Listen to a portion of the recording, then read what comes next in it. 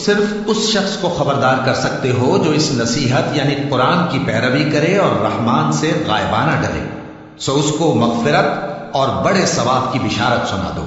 بے شک ہم مردوں کو زندہ کریں گے، اور جو کچھ وہ آگے بھیج چکے اور جو ان کے نشان پیچھے رہ گئے ہم ان کو قلم بند کر لیتے ہیں،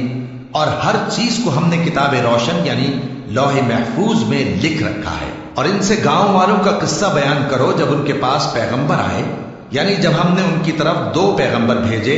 تو انہوں نے ان کو جھٹلایا، پھر ہم نے تیسرے سے تقویت دی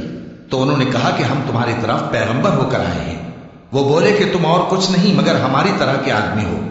اور رحمان نے کوئی چیز بھی نازل نہیں کی، تم محض جھوٹ بولتے ہو۔ انہوں نے کہا کہ ہمارا پروردگار جانتا ہے کہ ہم تمہاری طرف پیغام دے کر بھیجے گئے ہیں، اور ہمارے ذمے تو صاف صاف پیغام پہنچا دینا ہے اور بس۔ وہ بولے کہ ہم تم